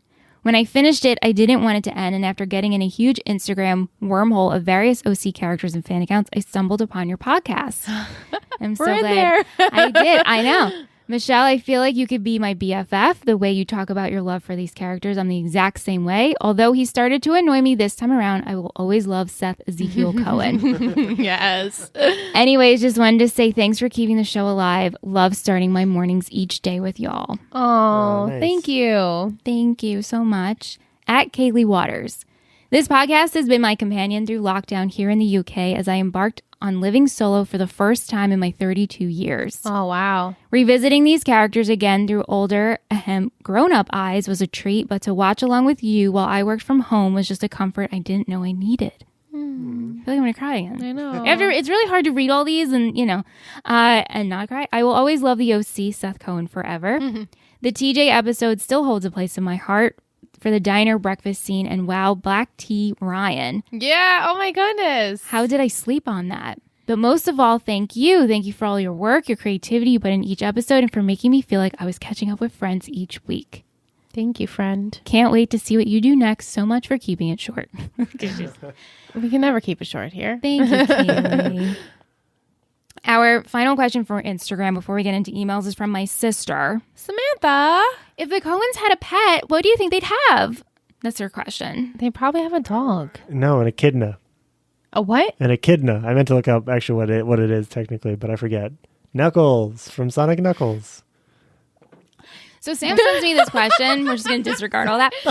And I'm getting all these like questions that have to do with this episode and like heartfelt. And she's like, if the Coens had a pet, what would they have? I was like, are you serious? This is what you're submitting for the they final? have a pet, sort of. It's Pancakes. Oh, yeah. And she's like, I don't see Kirsten having a dog, but I see Sandy bringing the dog to the beach while he surfs. Oh, yeah. Sure. And I think Ryan and Seth would enjoy a dog.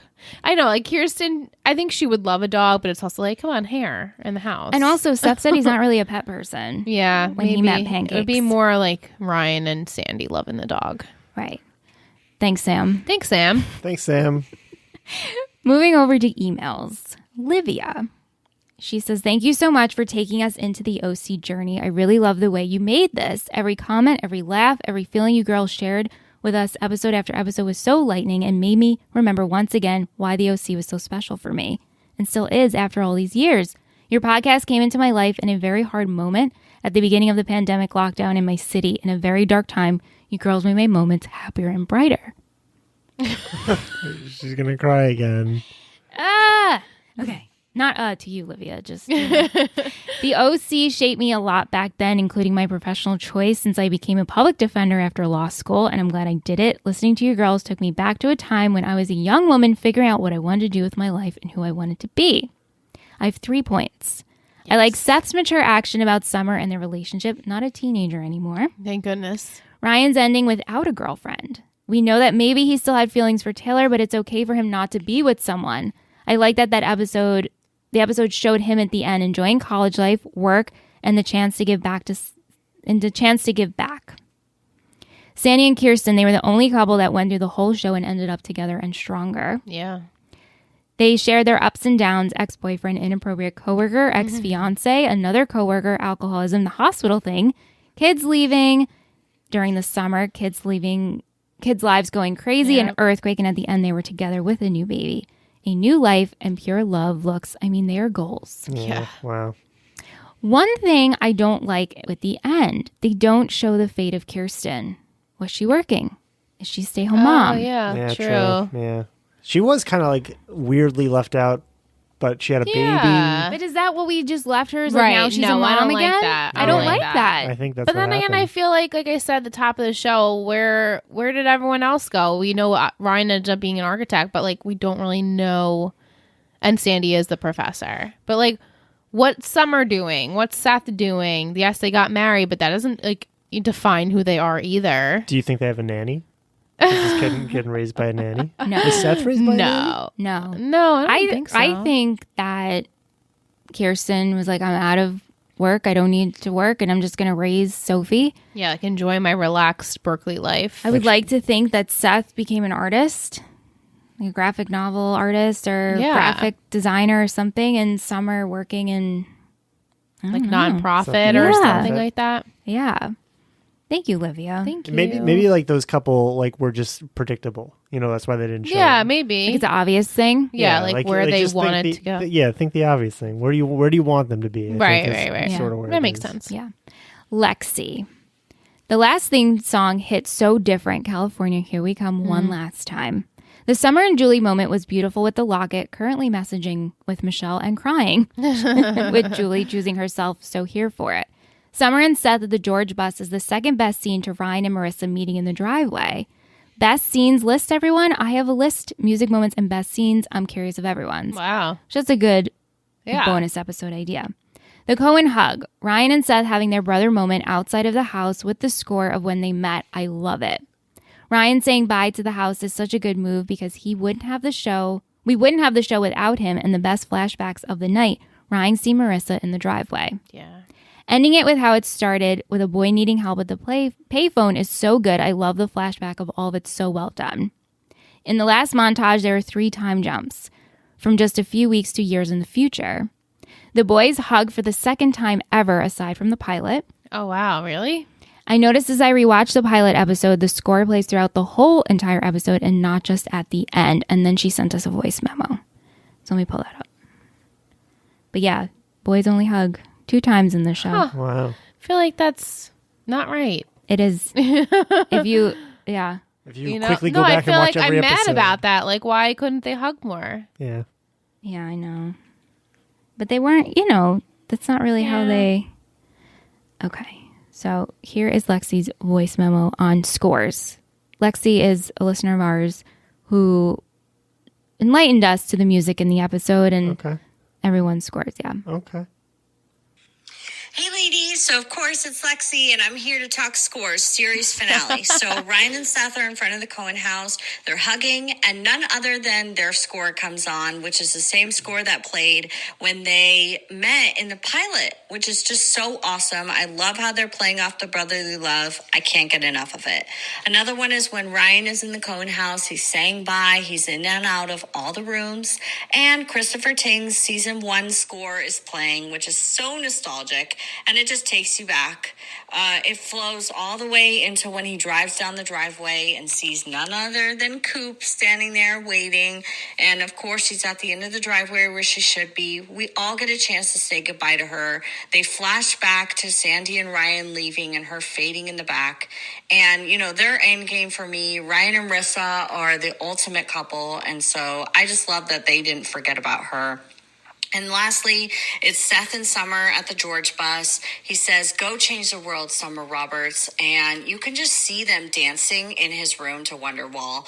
You can see them bickering in the car to Tijuana. You can see their entire relationship just flow by through the score in this scene. And if you want to check out the clips, go look back. It's awesome stuff. And I love that the OC does this. So listen, Michelle, thank you so much. I'm so excited for what's to come, and all my love to everybody who loves the OC. I actually got a little choked up when she just explained the path of Seth and Summer. Yeah. Because again, I always ask give me those romantic moments, and but she just explained it. She explained it to me. They have romantic moments. They do. The music does it. Yeah, they do have it. Thank you so much, Lexi, for sending that. Jillian. Kirsten in the sunglasses at the McMansion reminds me of her father's funeral. Yeah, right. Those ugly ass sunglasses. I still hate Frank, and I'm not sure why anyone was surprised when he abandoned his child again. But it was nice to see him actually being a father and there for Julie at the end. Definitely. Sandy with a baby Bjorn is a whole new thirst level. Yeah. What do we think of the family structures like for Julie, Caitlin, Bullet, Frank, and their son? Husbands. I think they just all get along. Yeah, I really do. I think Bullet is just a good friend. And there for Caitlin. Yeah. And Frank's Caitlin doesn't love me as much, but I do have the... Bullet has but thick I skin. love Julie, and I think Caitlin probably recognizes that, and they're all they kind of just coexist. Yeah. It's kind of like how Julie and Marissa and Caitlin were in the Cohen family. Right. In the first couple of seasons anyway. Yeah. How are these women in their 40s getting pregnant? Oh, God. Yeah. I mean, we can all be so lucky, right? Yeah. How will Seth be as an older brother? I mean, distant. They're so far apart. Yeah, that's true. He'll be think, hey, kiddo, rub their he's head, he's going to treat, say some weird jokes to a baby. But I think, obviously he'll still, sweet. He'll love. And I feel like Ryan will be the same way, hey, Soph, what's going on? How's it going? How's school? Just, they're so much older. I know. And then she lists some favorite comedic moments. Caitlin's really bad Sandy Cohen impression. Yeah. Summer talking about the valley and its stars. The gay couple being a midwife and a wedding planner. Taylor giving exposition at the airport in a very clever way and being put on the terrorist watch list, plus the train boat callback. Taylor sizing up the bullets. And then the gay couple sizing up the bullets. Yeah. Thank you, Jillian. Cody. Email from Cody. Which Cody. I love hearing these new names. Yeah, Cody. hey, Cody. Congrats on finishing The OC. As someone who started watching The OC back in 2017, I fell in love with it instantly. It was a joy to hear you recap and review all the episodes. Thank you. The last 5 minutes of the show is generally my favorite ending to a television series of all time. I was crying throughout, but there was 2 specific moments that had me bawling out tears. The first was seeing Julie graduate from college. Yeah. Knowing how far that character has come from season 1 to where she has end of the series is a great character growth that doesn't really happen that often in teen dramas. True. Right. I especially love the shot of Caitlin, her son, the Bullet, and Frank cheering her on as she got her diploma. The only thing that would have made it better if Marissa was still alive to see it. The second scene had me bawling was seeing Ryan offer to help that kid. The callback to season 1 was great when Sandy did the same thing for Ryan. It was a great way to show that everything came full circle and a great way to end the series in general. Yeah. Thank you, Cody. Thank you for listening. Yes, thank you. Zoe. Zoe, hey. Hi, Zoe. Listening to you guys recap the OC was seriously the best part of quarantine by far. You guys are insightful, witty, and funny. It was honestly been a joy to listen to you guys. Thank you. The MVP of season 4 for me was definitely Taylor. Oh. She not only saved this season as a whole, but also saved Ryan as a person. It was great seeing Ryan with a girl he didn't have to constantly save over and over again. He actually smiled and laughed and looked like he was genuinely enjoying himself the whole time he was with Taylor. As much as I like Marissa, I don't think her and Ryan would have worked out long term. I feel like she was like, I know we've said it like in several different ways, but I feel like she was just like a bridge for him.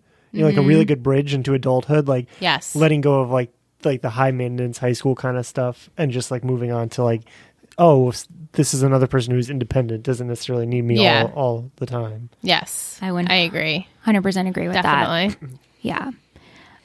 Thank you, Zoe. Thank you. Lisa. I love Julie showing her concern for Summer and giving her mom advice. Yes. Julie can be such a great mom when she wants to be. Yeah. I love Seth telling Summer to go to George. He's grown so much from that awkward kid in season 1 who only thought about himself. Not saying he is perfect, but I love who he becomes. Definitely. He's so proud of Summer when he is clipping the newspaper articles of her. It's very sweet. Yeah, that part got a little teary-eyed too. She says, I'm a bit clouded by nostalgia, but I'm still Team Seth. I'm so glad that Seth and Summer's wedding was so simple. As much as I love a wedding, I appreciate the simplicity and feel if they had done a big thing, I wouldn't have enjoyed it so much. Yeah, I liked it too. I thought that it was just more intimate. Yeah. I'm so sad it's over. I can't wait for all the character episodes because I just can't get enough. I propose a best and worst episode list. Top 5 episodes and bottom 5. If you decide to actually do this, I'll come up with my list. I can't do it on the spot, but I know number 1 is pilot and number 2 is finale. Nice. Thank you, Lisa. Yeah, I mean, that's a good idea. Lots of diving in. Yes. I have to look at all 92 episodes. Yeah. Okay. Our next email is from Ryan, and I'm really excited to read this email, especially to you, Aunt. This past year has been crazy, especially with the pandemic. I've become a loyal listener since season 2, but have played catch up since the start of this thing in March. I am finally all caught up and wanted to mention one episode from the end of season 3 that had me LMFAO with Aunt. Oh my God. I think it was the prom episode where Aunt was coming on, and in the second half of the show, and before he did, you had no idea how he's going to defend Volchuk's actions. You seemed pretty disgusted at how he still would defend the asshole character. Well, let me tell you, this left some suspense in my mind before he came on. I was out mowing the lawn, as I usually am when listening to this podcast, and the neighbors had to think I was nuts because I was laughing so hard when Aunt came on to the end of the show. Before he came on, though, I was worried that he was going to get in serious trouble with Michelle, as she made a warning about what might come out of his mouth. All I could think of is Aunt would get his ass chewed out and Michelle would run off with the ice cream poet.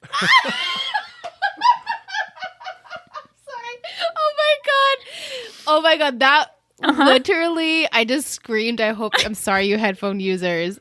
That fucking just killed me. That just killed me, actually. I'm dead. I have to go. Wait, there's more. Oh my God. All was well, though, as Aunt is like Jesus, smooth with how he can explain his way out of anything, defending Volchuk's actions without a scratch. And for that, I bow down to him. I was crying, laughing later, and had to shut off the mower when he chose Dr. Roberts as his MVP and caught everyone off guard.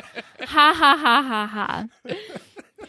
With all of that said, I want to thank you for the entertainment you've given of my favorite show from my senior year of high school, and it ended in 2007. It was emotional as my watch buddy and my mom, who watched season 1 with me until halfway through season 2, she told me she had to stop watching back in 2005 as she battled cancer, as I did years before. Oh my God. She didn't last much longer after that, but I was with her until the end, as she was with me as we won my battle. This show has always been special to me for that reason alone. Wow. So emotional, right? Yeah. Okay. But I wanted to give a suggestion and possibly a proposal. I hope Ant is with you tonight. Oh, he is. Because I have an adult OC show that you and he would especially love. All right. You have to watch Banshee. Banshee? I don't think I've heard of it. It was a Cinemax show from a few years ago starring Anthony Starr, who is the lead of the #1 show, The Boys, right now. Oh, yeah.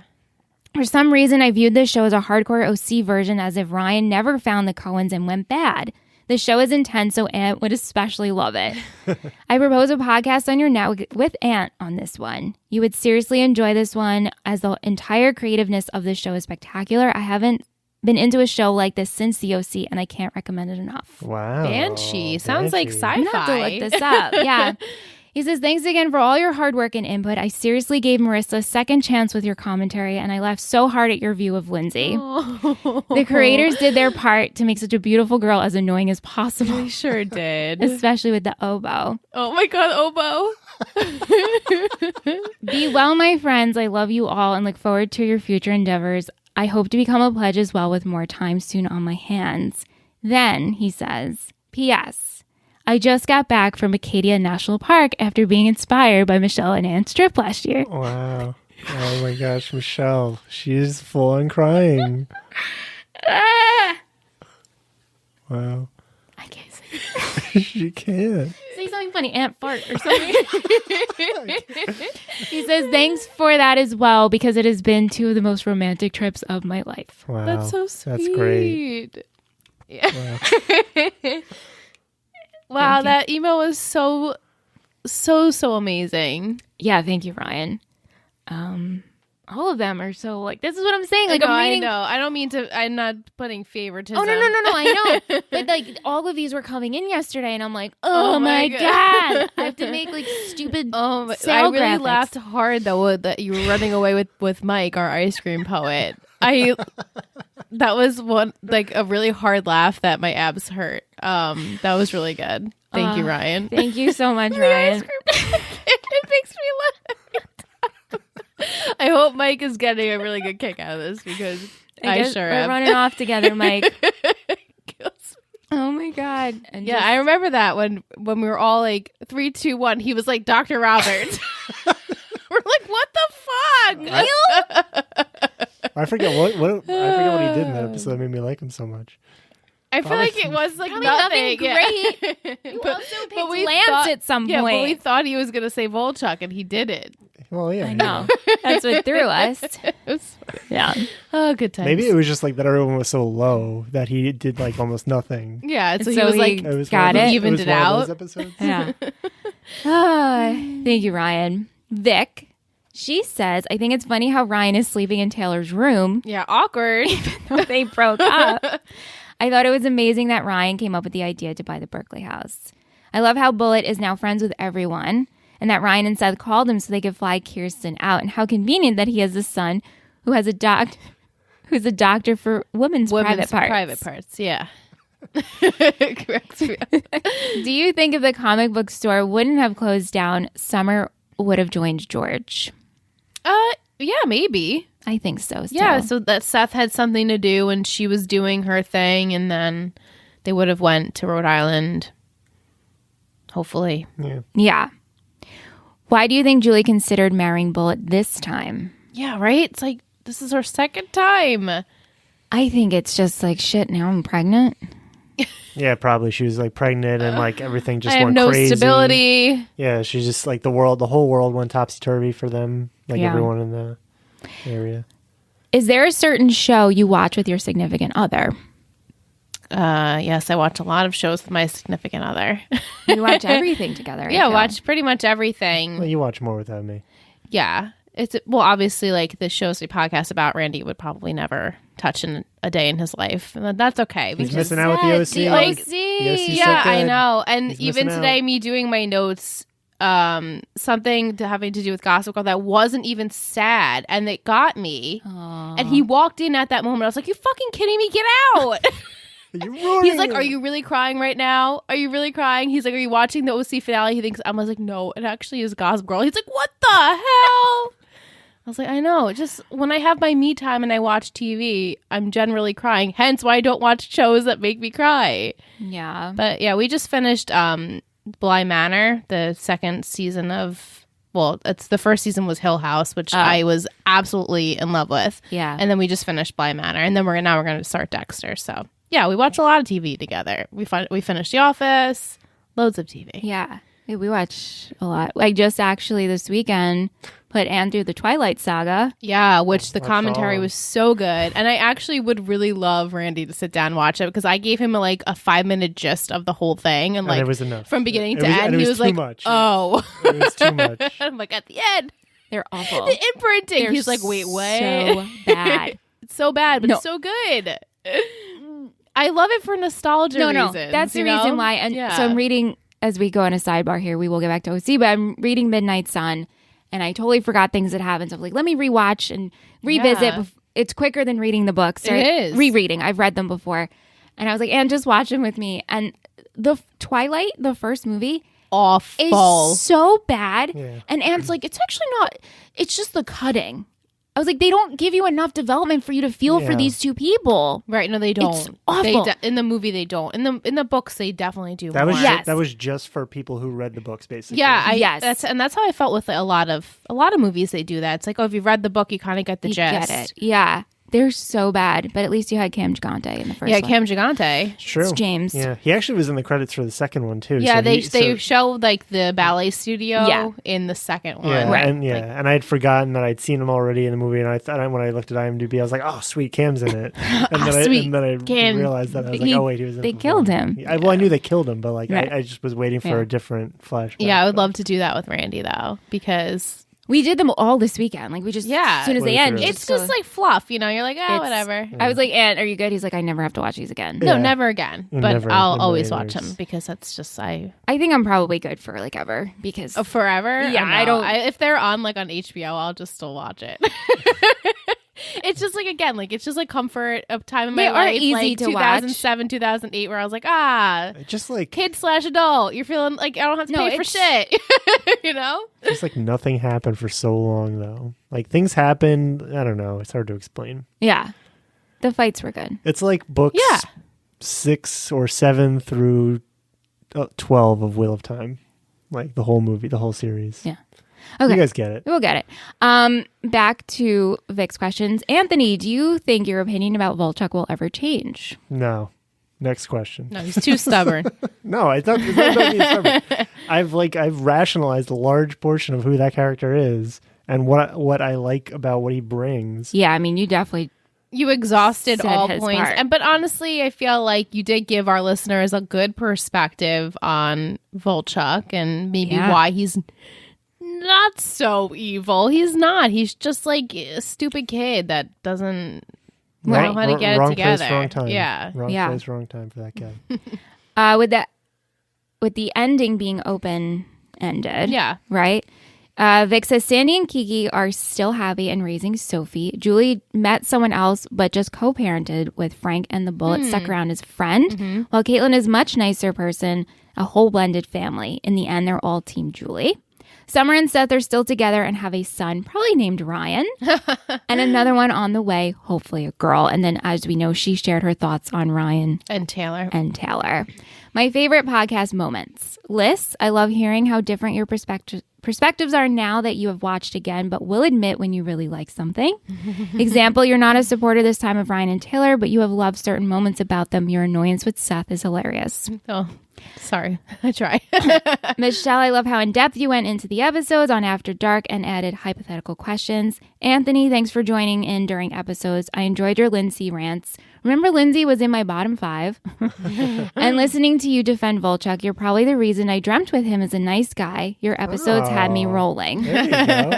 Yeah, it's just he's a good guy. I love how defensive you both got about Marissa, and I loved all the guests we had on the series, your friends, John, Anthony, the therapist, and guests from our own little family. Yeah. Same. Yeah, it's good to hear how much your thoughts have changed. I guess viewing it as an adult versus a teen is a little different. I stand by my love of Taylor and Ryan, although I did like Marissa a lot more this time around, as much as I hate Volchuk for killing her, he isn't the biggest villain I thought he was. That goes to Trey.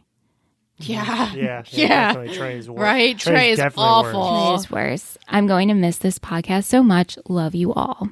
Me too. Thanks, Vic. Thanks, Vic. Rihanna. When Let's Talk OC Journey started, I wasn't sure what to expect. I truly did not know if I would enjoy this show or not. But here we are at the final episode of the show, and I have the box set in my cart on Amazon. Yeah. I truly love watching the OC, but more importantly, I've loved listening to the podcast from week to week. Thank you all. Thank you both for all the love you put into each episode. I personally love when the series finale is appropriately named. I also love when a finale feels complete. I think my only real gripe is one, was it really that costly to have Neil walk Summer down the aisle? I know. Anyway, I can honestly say that this finale is one that I enjoyed. I can walk away from the show happy, and I am more than willing to go back to episode 1. Oh, I'm so glad. Me too. That's so well put. Yeah. Thank you. Thank you, Rihanna. And then our last email from Chris. And he has topics for us to discuss. Okay. Obviously, ranking of the seasons. Give a final answer as to which one of you guys liked the least, seasons 3 or 4. Maybe do a top 5, bottom 5 of storylines throughout the show. This seems, that's a good idea. Also, rank the show with One Tree Hill and Gossip Girl. I can tell you right now, it's OC, One Tree Hill, Gossip Girl. I don't even need to think about that. You guys? Same. I mean, they hit so differently. I mean, Gossip Girl right now is on my bottom of the list. But like as far as, and I've said it before, I truly can't compare the OC and One Tree Hill. One Tree Hill, I feel like, I don't know. I can't explain it. Like they both feel warm and safe. Yeah, for sure. There's just, I feel like more, obviously there's 9 seasons of One Tree Hill. So like the characters, I feel like I know better. Yeah, that makes sense. But I can't pick. Yeah. Okay. Love you ladies. And I have enjoyed listening to this podcast and listening to other people discuss this awesome show since no one else I know has ever seen it. So it's kind of hard for me to talk about it with anyone. Oh, and one last thing. I actually have gotten my wife into it. We are 3/4 the way through season 1 and she already hates Marissa. Oh, no. All right. Well, Yeah. can't win them all. We can't. Tell us what she thinks after a watch through number 3 or 4. Yeah. I mean, 3 it's hard. Yeah. We also have gotten just a collective question from people asking what's next, what's coming for us. Mrs. Fontaine, 2015 on Instagram, she was one of them, but we also got them in emails and everyone's like, what are you guys doing next? We will let you know. You will know. First up, there was a bunch of bonus episodes for OC. Yeah. Which we have a lot in mind. And you guys are sending suggestions, which I didn't really have on my radar, but perhaps we should do them. We'll talk about it. And, we still have Gossip Girl, guys. So Yeah. Join us over on that journey. I We know. promise they were fun. If you thought that this podcast was fun, just wait till you hear the shit we talk about on Gossip Girl because it's a whole new rhetoric. Journey, and I wouldn't change it for the world because it's our opinions and it's so much fun and it's just the weirdest world of a television show. Yeah. That we've talked about, at least besides Riverdale. Riverdale is kind of on like the same sort of spectrum for me. Agreed. Except there's no really, I mean, it's just as dark, I feel. Yeah. But yeah, head over there. It's fun. I promise. It is fun. So you guys have also been asking for our top 5s and bottom 5s. I think we should do that on our pilot rewatch. That would be great. So it gives me some time to digest because I do have like a rough draft and I know there are subcategories we want to add in there too. So that is going to happen. We are going to do a pilot rewatch with commentary. Should we do that first? Yes. Okay. Liz and I rewatching the pilot. We're going to watch it together. Yeah. Like olden days. Have some popcorn. We can recap it a little bit, but also just discuss our feelings. And then from there, our top 5s and bottom 5. Yeah. Good idea. But Jillian and Nicole sent us theirs. So I'm going to read theirs tonight. Since there's no After Dark tonight. No. This last week was the last This After is Dark. it. There's no spoilers to talk about. And your amazing song you made for us, Aunt. That was fun. We're gonna maybe you can play it as like the credits. I will. After Dark. Okay, so Jillian's top 5. Ryan, As an adult, I can fully appreciate how much he went through and how incredible it is and how well he turned out. Also, handsome. Yeah, yes, very much so. 2, Sandy, daddy thirst levels, wonderful wit. Yeah. 3, Marissa. I always liked her immensely, but y'all made me love her and appreciate all that she has to offer. Yay. 4, Haley. She's always fun to watch with glittering moments of sincerity. I love Haley. I actually really miss her. I feel like we should have had more Haley moments. Seth is number 5, unapologetically flawed, yet so funny and clever and loyal. Great top 5. Her bottom 5, Che, ugh. Che, ugh. Trey is number 2, rapist, tried to kill his brother, all-around piece of shit. Yes. 3 is Taylor, annoying as hell. 4, Lindsay, boring and unlikable. 5 is Jimmy, terrible father, even worse person in season 3. The only redeeming quality he has is his friendship with Sandy. Yeah. And then Rihanna sent her. Oh, Rihanna also sent hers. I'm sorry. That was one with Nicole. Okay, Rihanna, top 5. Sandy, Summer, Ryan, Seth, Kiki. Bottom 5, Volchuk, Rebecca, Dean Hess. Yes, Dean Hess. What a twat. Yes. Veronica, and Trey. And then the mediocre 5, meaning they all tie for 6 in the top 5, Luke, Marissa, Julie, Caitlin, Taylor. Yeah, good choice. Those were good. I like that Dean Hess was in there because he really was. Yeah, I really want to add I'm him gonna to my add top him 5. to my bottom Hell, 5. I mean, my bottom 5, yeah. He is a piece of shit. He's a piece of shit. Yep. Ooh. I hated that guy. Yeah. And then last but not least, Nicole. Top 5 in no particular order. Yes. Ryan, Sandy, Taylor, Anna, Summer. Mm-hmm. Bottom, Trey, Oliver, Volchuk, Johnny, Lindsay. Yeah. Classics. Yeah, right?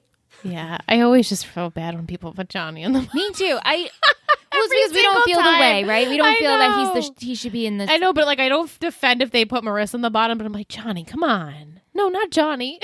It's true. I think it's just so sad because I just Johnny feel should have been sad. a surf star. Yeah, I just feel badly for the kid. Like in Alt World, he's the only one I succeeding. know. Yeah, wow. Come on, writers. Is This that poor just supposed to be kid. like a laugh at any? I guess so. Yeah. Some quotes this episode. You do? Well, we've seen 5 versions of the same house. Does it really matter which one we pick? Good thing I never fell in love with the president, huh? That would be bad.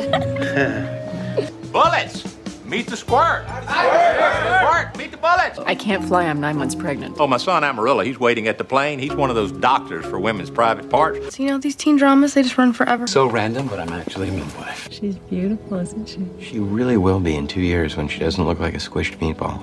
I thought owls were good at fighting. I get that change is happening whether I want it to or not. Nothing lasts forever. Summer, you're a great girl, and the world deserves to know you. You deserve it too.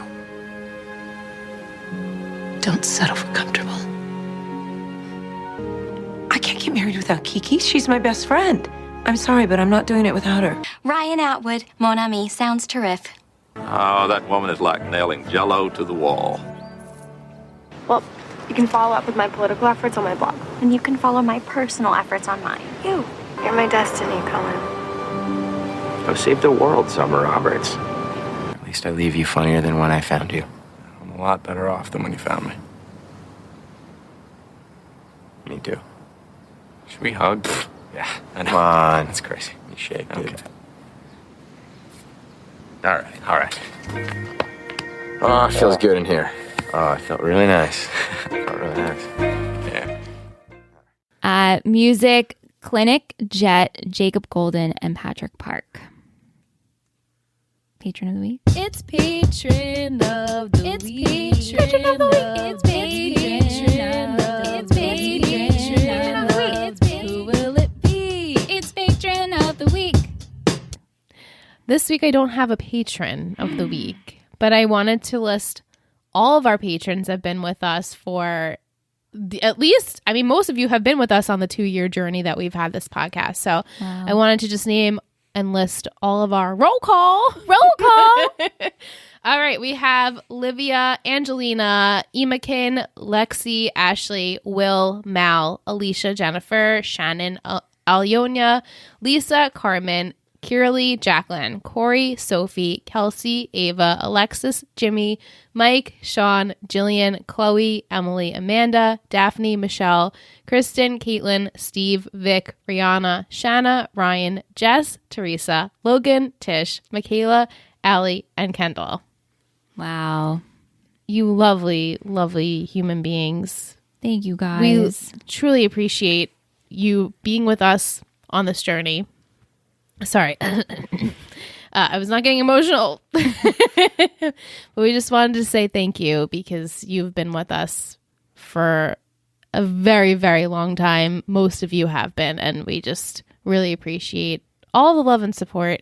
Every single week, you guys are sending your questions and comments. Even when it's not about the episode, you'll just still message us, or on Patreon, you'll comment, and it's every week, Michelle and I are screenshotting something that someone has said because it's just so heartwarming, and we just love every minute of being with you guys. Thank you, guys. It means the world to us. Yeah.